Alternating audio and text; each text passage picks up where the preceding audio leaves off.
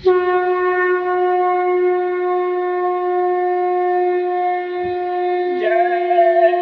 गुरुदेव, जय गुरुदेव। बाबा जी का यह उद्देश्य कष्ट मुक्त हो देश विदेश, हाथ जोड़ कर विनय हमारी, हो जाओ सब शाकाहारी।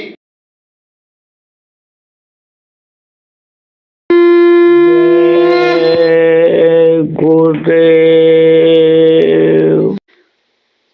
तेरी उल्फत की मस्ती रहे हर घड़ी, तेरे कदमों में सिर को झुकाता चलूं। मुझको गैरों के रिश्तों से क्या वास्ता, सिर्फ रिश्ता तुम्हारा निभाता चलूं। इतनी शक्ति मुझे दो मेरे सतगुरु, तेरी भक्ति में खुद को मिटाता चलूं।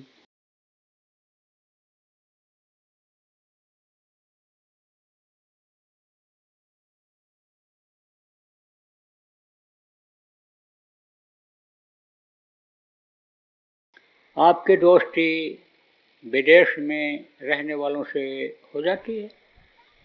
अब विदेश जब आप जाते हो मिलने के लिए प्रेम में, तो घुमाता है। आपके इधर के लोग दक्षिण भारत में हमको मिले, जालोर के जिला के बहुत लोग दक्षिण भारत में मिले। मैं तो सब जगह जाता हूँ। एक जगह तो गया तो वहाँ बताया उन लोगों ने कि हमारे पूर्वज यहाँ 600 साल पहले बैलगाड़ी से आए थे, तो पूरा उन्हीं का कुनबा, वो बाजार ही पूरा उन्हीं लोगों का है। तो हमने कहा बैलगाड़ी से यहाँ आ गए? हाँ हाँ, बैलगाड़ी से आए थे। कितना समय लगा होगा उस समय पर, ये तो वही लोग जाने। तो हमने कहा हम तो भाई देख रहे हैं कि सब जगह मिल जा रहे हैं उधर राजस्थान के लोग। तब उसी ने कहा जहाँ न जाए बैलगाड़ी और वहाँ जाए मारवाड़ी। तो आप लोगों के इधर के लोग बहुत दक्षिण भारत में मिलते हैं। अब आप जब जाते हो वहाँ, गांव का ही कोई क्यों न हो तो घुमाता है, खूब आदर सत्कार करते हैं। हमने देखा कि कोई भी चला जाए राजस्थान का बता दे तो उसको बुलाते हैं, पगड़ी बांध के चला जाए तो ऐसे ऐसे कट्ठे से आए। वहाँ दुबई में एक हमारे साथ थे, गए हुए थे, विदेशों में भी जाता हूँ, 15-16 देशों में गया हूँ। तो वो पगड़ी बांधे हुए थे, वो मिल गया, वहीं कट्ठे से आए। तो अब आप समझो कि प्रेम हो जाता है। प्रेम में ही तो होता है। ऐसे उस प्रभु से प्रेम हो जाए तो अभी क्या न हो जाए। तो देखो प्रेमियों, जो आप नामदानी हो, आप लोग यानी सुमिरन ध्यान जो गुरु महाराज ने बताया है उसको करो। और जब सुमिरन ठीक से करोगे, जिनका नाम लोगे उनको रूप को याद करोगे, तो ये धनी खुश हो जाएंगे। ये कोई बाधा फिर नहीं डालेंगे आपके सूरज के चढ़ने में। जीवात्मा को उस मालिक तक जिसकी ये अंश है वहाँ तक पहुँचने में ये कोई बाधा नहीं डालेंगे। और बल्कि जब ये खुश हो जाएंगे, इनको बराबर याद करते रहोगे, खुश हो जाएंगे, तो ये मदद कर देंगे। आप जाओ कहीं, रट लगाए रहो, उसी को आवाज़ लगाए रहो, तो न भी इच्छा हो तो भी वो बोल देता है, कहता भाई कौन है चिल्ला रहा है दरवाजे पर, देख लो। देखो माँ दूध पिला करके बच्चे को आती है और बच्चा फिर रोने लगता है, तो फिर माँ जाती है और चाहे थोड़ी ही देर दूध पिला दे, लेकिन दौड़ करके फिर जाती है कि चिल्ला रहा है, रो रहा है, तो चल करके देख लें क्या है, तो दूध पिलाती है। तो ऐसे ही जब आप बराबर उनको याद करते रहोगे, बच्चा की आवाज़ माँ भले न समझ पावे, लेकिन माँ समझ जाती है कि बेटा रो रहा है तो दूध ही मांग रहा है। ऐसे ही जब आप याद करते रहोगे उनको, सुमिरन रोज करते रहोगे, तो वो मदद भी कर देंगे, बुला लेंगे। अब आप तो गांव के आदमी हो, जो साधना करते होगे या सत्संग सुनते होगे, आपको मालूम है कि कैसे खिंचाव होता है। जैसे समझो कि छोटा चुंबक को बड़ा चुंबक खींचता है, ऐसे ही वो प्रभु की जो धार है वो बड़ा चुंबक है, और ये जो जीवात्मा है ये समझ लो छोटा चुंबक है। जीवात्मा ही तो खींचती है, जीवात्मा ही शरीर को चलाती है, जीवात्मा ही इस मुंह से ऐसी वाणी बोलवाती है कि आप उसकी तरफ खिंच जाते हो, उससे प्रभावित हो जाते हो, आपके ऊपर असर पड़ जाता है, कहते हो भाई ये कह रहे हैं तो चलो इनके साथ चले चलें, बहुत अच्छे आदमी हैं। प्रभाव तो जीवात्मा ही डलवाती है, तो जीवात्मा ये उधर खिंच जाती है। तो कैसे खिंचाव होता है ये तो आप लोग साधना जब करोगे तब आपको पता चलेगा। आज जो लोग नए लोग आए हो आपको बताया जाएगा, आप भी कर सकते हो, कोई भी कर सकता है। तो प्रेमियों कहने का मतलब ये है कि आप लोग सुमिरन ठीक से करो, ध्यान लगाओगे जब और गुरु को याद करोगे, तड़प के साथ जब आप उसको पुकारोगे तब वो मिलेगा। उसका नाम क्या है? दीन बंधु, दीनानाथ, गरीब परवर। लेकिन जब याद करोगे तड़प के साथ, देखो तड़प के साथ जब द्रौपदी ने कृष्ण को पुकारा तो कृष्ण कैसे आकर के खड़े हो गए। देखो ग्रह को उबारा, देखो आप प्रहलाद को उबारा करके, आप देखो ध्रुव को उबारा जब वो आवाज़ लगाए। कहते हैं ना जिसका कोई नहीं होता है उसका परमात्मा होता है, जिसका कोई नहीं मदद करने वाला होता है उसका वो मदद करता है।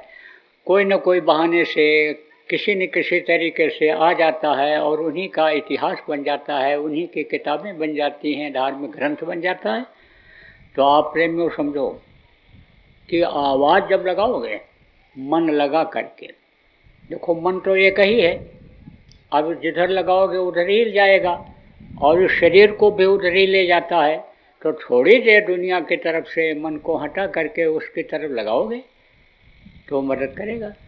गुरु को याद करोगे तो गुरु शरीर से तो नहीं है, लेकिन गुरु की शक्ति आपके साथ जुड़ी हुई है। वो इसी वातावरण में शब्द फैला हुआ है, वो शब्द रूपी गुरु हैं, उनको आप जब याद करोगे मदद आपकी करेंगे। आप लोग जो देखो रेडियो सुनते हो, तो रेडियो से यानी गाना बजाना आता है, तो कहाँ होता है ये? एक स्टेशन है रेडियो का, वहीं से आवाज़ को ऐसे फैला देते हैं।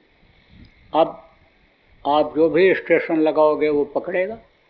कहीं गाना बजाना हो रहा हो तो कहीं भजन हो रहा हो तो कहीं कीर्तन हो रहा हो तो कहीं समझा रहे हो, यानी समाचार सुना रहे हो तो कहीं मुशायरा हो रहा हो।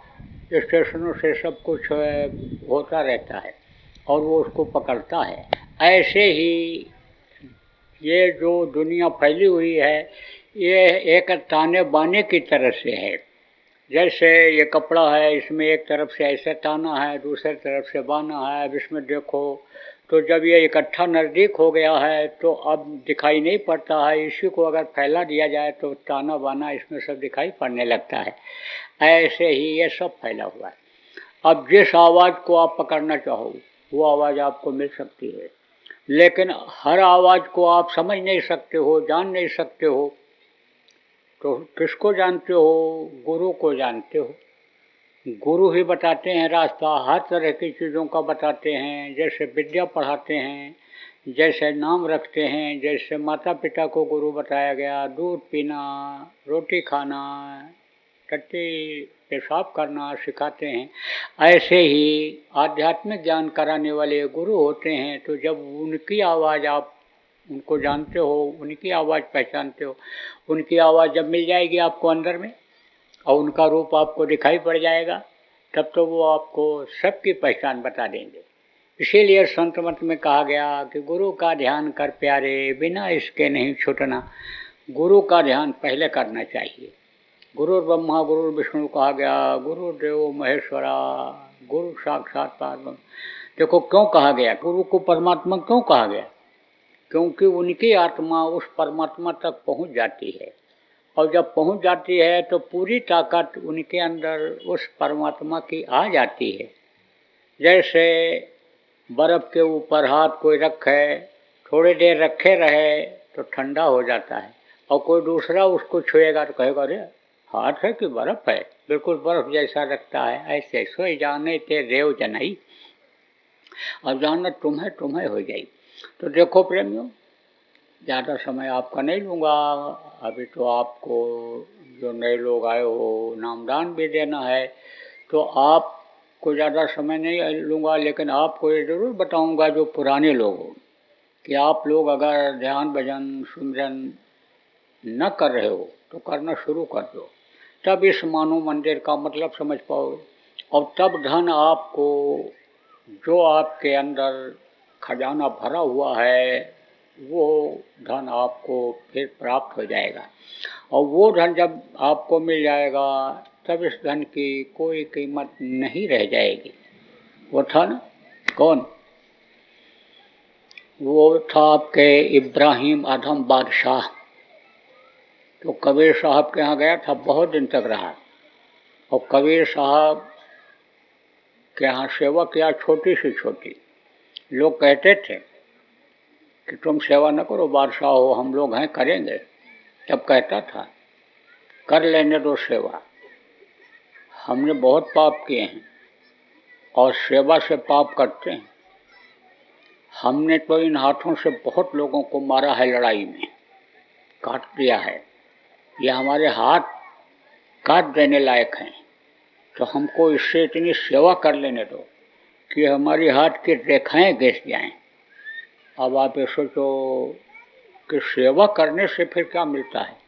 सेवा बहुत से लोग शर्म के मारे संगत की नहीं करते हैं, पैसे वाले हैं, बड़े आदमी हैं, कैसे रोटी बनावें, कैसे रोटी परोसें, कैसे हम ये काम करें, और लोगों का ये काम है, हमारे तो नौकर लगे हुए हैं, हमको यह काम नहीं करना चाहिए।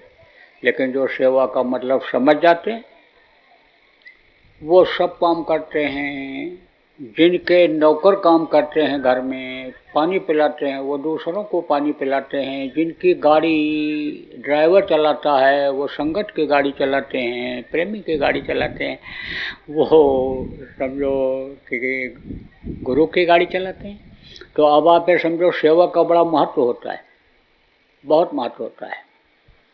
तो वो कहता था कि आज तक अगर किसी को कोई चीज़ मिली तो सेवा के द्वारा ही मिली, तो सेवा खूब करता था।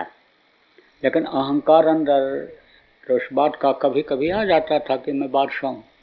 धीरे धीरे धीरे वो भी ख़त्म हो गया, क्योंकि करा कराया सब गया। जब आया अहंकार, अहंकार किसी भी तरह का हो, चाहे धन का हो, चाहे शरीर में ताकत का हो, चाहे कोई पद पर हो, ऊंचे जगह पर हो, कुर्सी पर हो, उसका अहंकार आ जाता है। लेकिन कुछ लोगों को नहीं भी आता है। किसको? जो समझ जाते हैं कि आज है ये चीज़, कल नहीं रहेगी, किसी की नहीं रही तो हमारी कैसे रहेगी। तो कहते हैं ना, को अस जन्मा है जग वाही, और प्रभुता पाहि काहि मद नहीं। कहते हैं प्रभुता, धन की प्रभुता, बल की प्रभुता, पद पोस्ट की प्रभुता, ये प्रभुता होती है।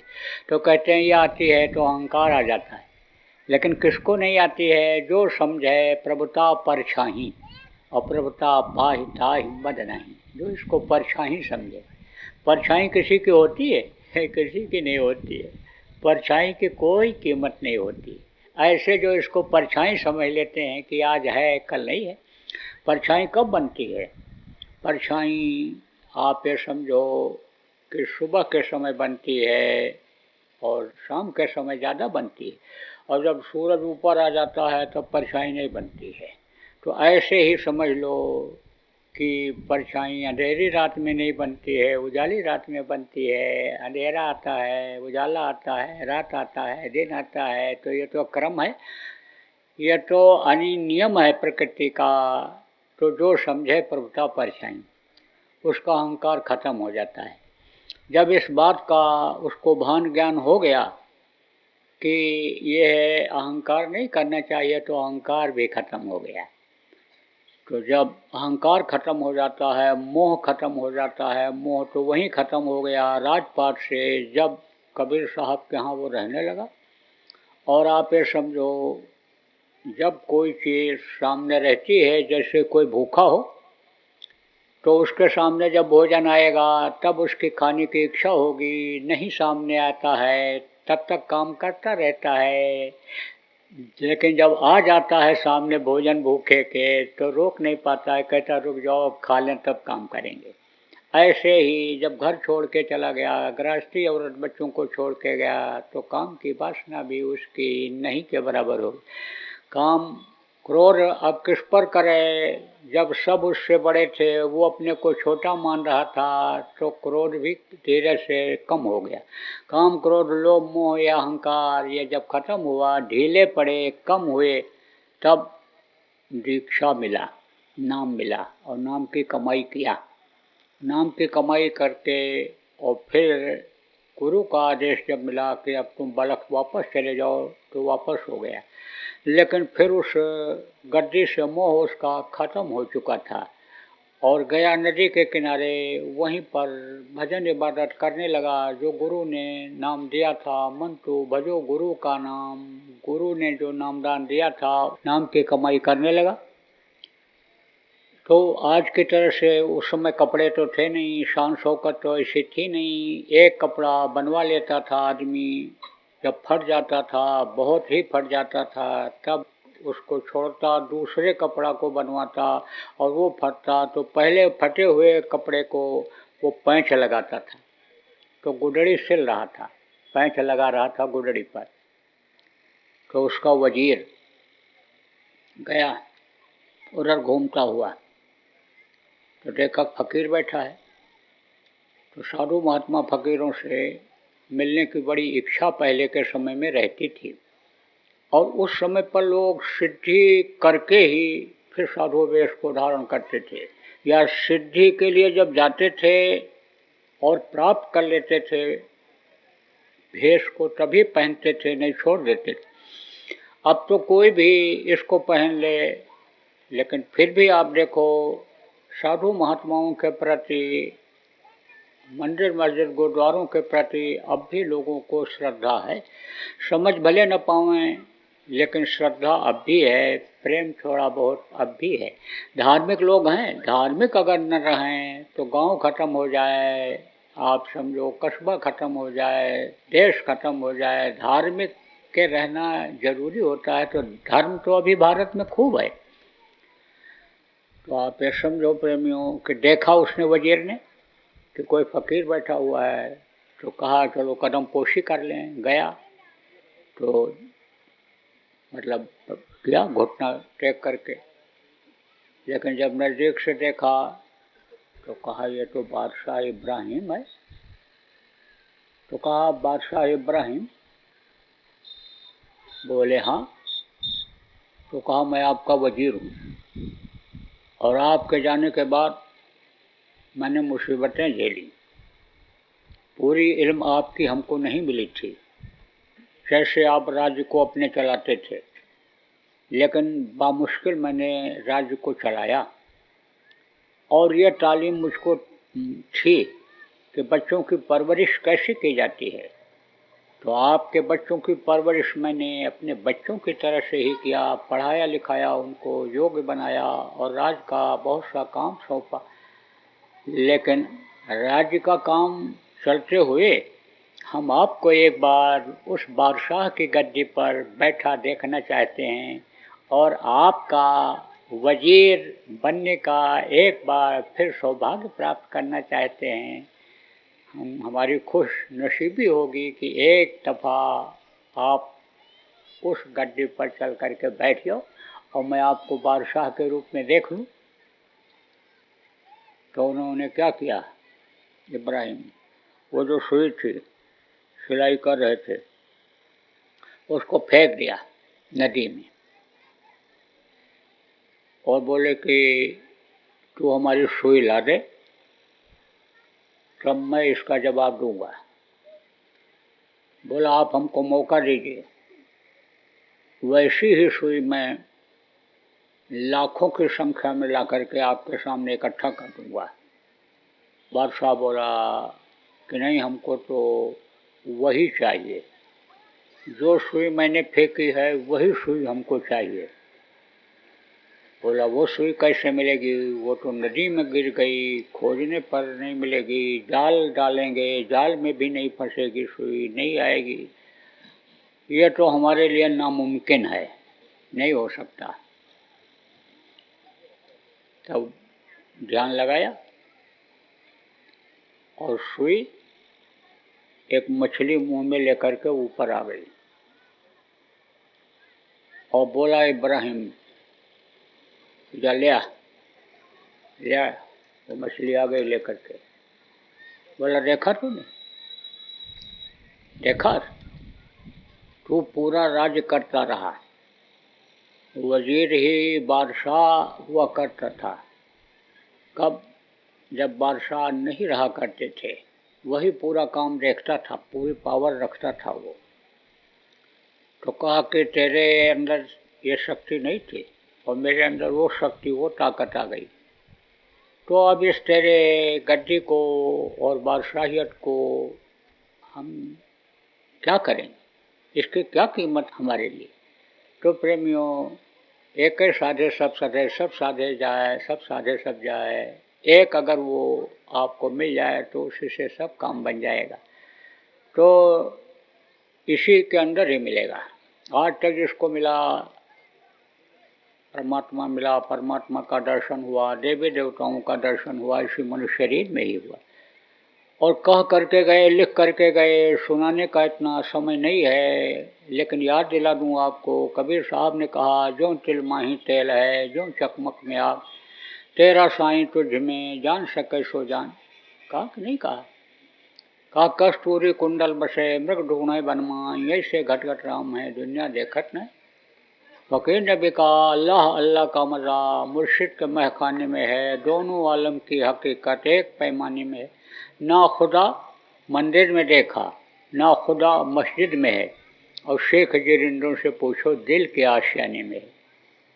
लेकिन अब जब तरीका नहीं मालूम हुआ था उसको, किसको, जिसका दृष्टांत सुनाया जमींदार के लड़के का धन खोदने का नहीं तरीका मालूम था तो नहीं मिला। अब तरीका जब मालूम हो जाएगा आपको, जो नए लोग आए हो, तो आप भी देवी देवताओं का दर्शन कर सकते हो। हमारे गुरु महाराज बराबर कहा करते थे कि मरने के बाद खुदा भगवान न तो किसी को मिला और न मिलेगा, और मिलेगा अगर तो इसे मनुष्य शरीर में मिलेगा और गृहस्थ आश्रम में मिलेगा। गृहस्थ आश्रम किसको कहते हो? घर जहाँ आपके परिवार के लोग रहते हैं, माता पिता हों या बीवी बच्चे हों, जो भी हों, परिवार के लोग रहते हैं, वो है घर, वो है गृहस्थ आश्रम। उसी में रह कर के आप कमाई कर सकते हो। इस वक्त पर इतना सरल कर दिया गया है। देखो 700 वर्षों से संतों ने इसको सरल किया। पहले का बड़ा कठिन था, अष्टांग योग, हठ योग, कुंडलिनियों का जगाना, प्राणायाम का करना, यह बड़ा कठिन था। और उस समय पर, पहले के समय में उम्र लोगों की ज़्यादा होती थी। 1,00,000 वर्ष की उम्र सतयुग में होती थी, 10,000 वर्ष की उम्र त्रेता में, 1000 वर्ष की उम्र द्वापर में, और कलयुग में 100 वर्ष की उम्र बताई गई। और इस समय पर वो भी पूरा हो पाना मुश्किल हो रहा है। तो 100 वर्ष की उम्र में 1000 वर्ष की साधना को करके कोई क्या हासिल कर सकता है। इसलिए आँखों के नीचे की जितनी साधना थी, ये जो चक्र शरीर को चलाते हैं, इसका भेदन जो लोग करते थे, वो करने में तो बहुत समय निकल जाता है, तो वो सब किया ख़त्म। और आँखी मध्य पाँखी चमके, और पाँखी मध्य द्वारा, अब ते द्वारे दूरबीन लगा हुए उतरे भव जल पारा। आँखों के बीच से जो रास्ता गया हुआ है वो बताया संतों ने। तो आप ये समझो संतों का प्रादुर्भाव कब हुआ? आप समझो कि कलयुग के करीब 700 वर्ष पहले हुआ। सबसे पहले कबीर साहब आए थे, उसके बाद में उनसे नामदान लिया। नानक साहब ने अपनी आत्मा को जगाया, फिर उनको आदेश हुआ वो काम करने का, फिर उनकी वंशावली चली, 10 गुरु हुए। उसके बाद में फिर आपके यानी शामराव जी महाराज यानी समझो कि उनको अधिकार मिला। नामदान तो बहुत लोगों ने लिया, लेकिन अधिकार केवल एक को दिया उन्होंने, जो इस काम को किए, इस आध्यात्म के बेल को उन्होंने बढ़ाया। बीज तो डाला किसने?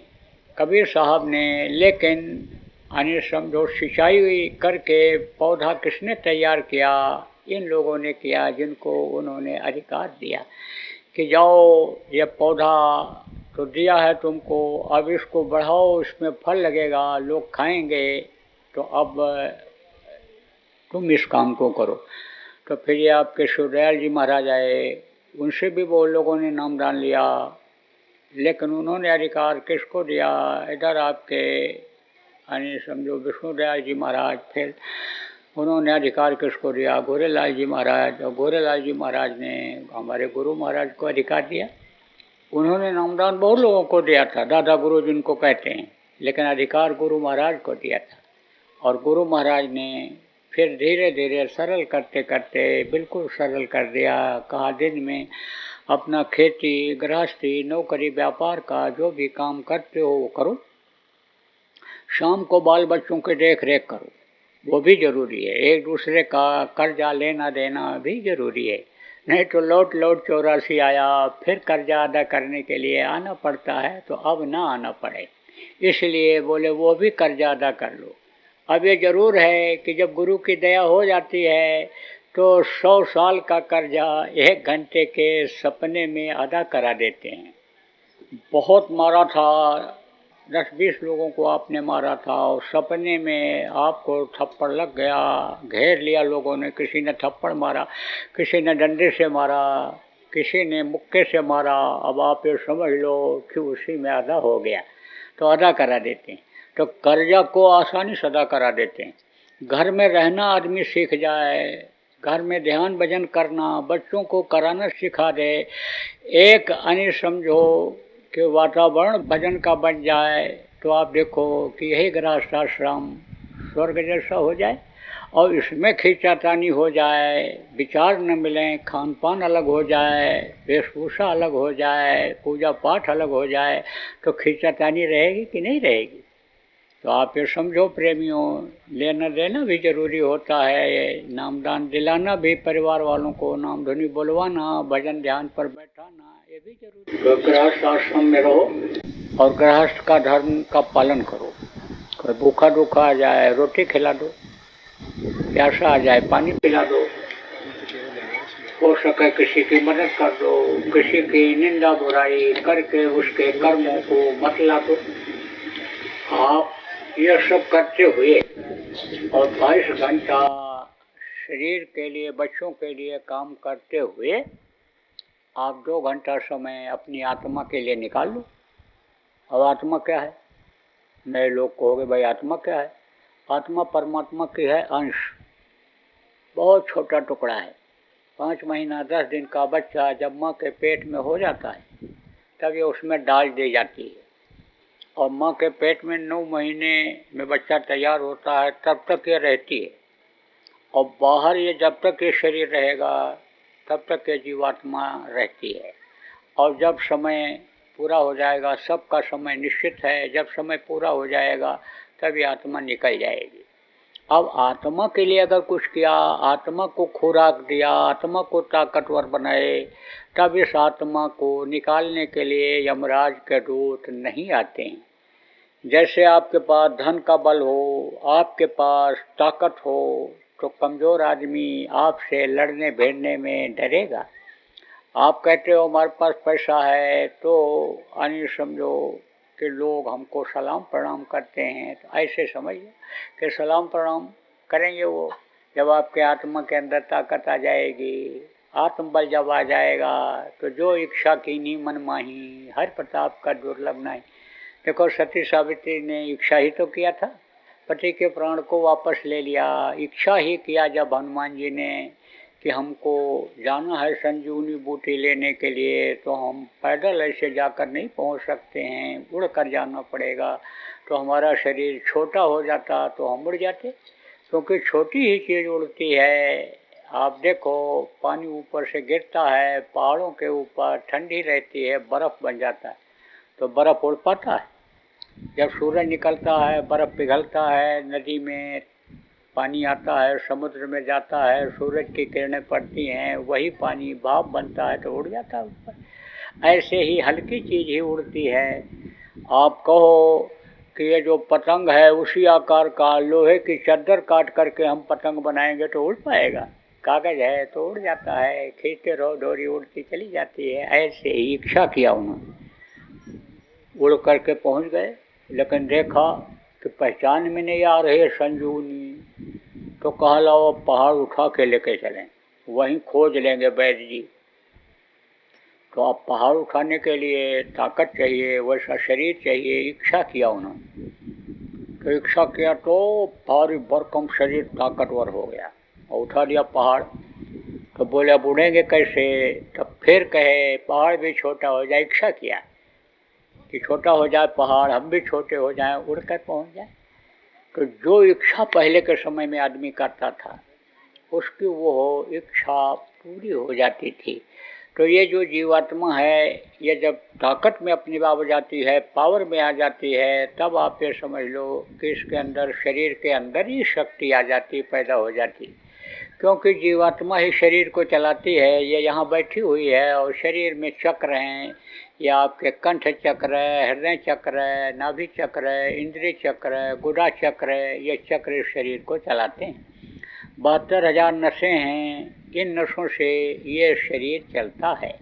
इतनी नसें, इतने तत्व, इतने चक्र किसी में नहीं हैं। देखो, जानवर भी वही काम करता है जो आदमी करता है, खाता है और बच्चा पैदा करता है और दुनिया संसार से चला जाता है। तो जानवरों का काम आदमी करता है और आदमी का काम यही जानवर भी करते हैं। लेकिन आदमी अपने शरीर का मतलब समझ जाए तो महान काम कर सकता है, बड़ा काम कर सकता है। देखो, आदमी यही हैवान हो जाता है, और जब सत्संग मिल जाता है, महात्मा मिल जाते हैं तो इंसान बन जाता है। और जब महात्मा के बताए हुए रास्ते पर चलने लगता है तो वही देवता हो जाता है। और जब वो यानी समझ लो साधना करने लगता है, जब उसकी तरक्की हो जाती है तो वो भगवान हो जाता है, परमात्मा हो जाता है। सोई जाने ते देव जनाई, जाना तुम्हें तुम्हें हो जाए, पूरी ताकत आ जाती है। तो अब आप ये समझो प्रेमियों कि आत्मा ही सब कुछ है। तो आत्मा के लिए भी कुछ करो। तो आत्मा के लिए करने का आपको तरीका बताऊंगा। आपको न घर छोड़ना, न जमीन जायदाद छोड़ना, न बाल बच्चों को छोड़ना है। उसके लिए न तो कोई तालीम शिक्षा लेनी है, इसमें कोई श्लोक नहीं पढ़ना है, इसमें कोई अंग्रेजी नहीं पढ़नी है, फारसी उर्दू नहीं पढ़ना है। आप सब लोग हिंदी भाषी हो, हिंदी समझते हो, हिंदी में नाम बताऊंगा, उस नाम को याद कर लेना है और उस नाम से उस प्रभु को पुकारना है, याद करना है। जय गुरुदेव। बाबा उमाकांत जी महाराज अपने ही प्रेमियों के सहयोग से संस्था द्वारा जनहित का कार्य करते हैं।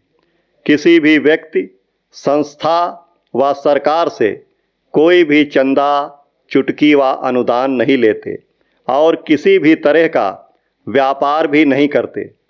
इसलिए आप श्रोताओं को बताया जा रहा है कि बाबा जी के नाम पर किसी भी प्रकार का धन मांगने वाले व व्यापार में प्रचार करने वाले लोगों से होशियार रहिएगा। आपसे यही कहना है कि सत्संग सुनो, समझो और अच्छा लगे तो मानो। आने वाली बीमारी तकलीफ़ों से बचने के लिए कुदरत व सरकारी नियम का पालन करो।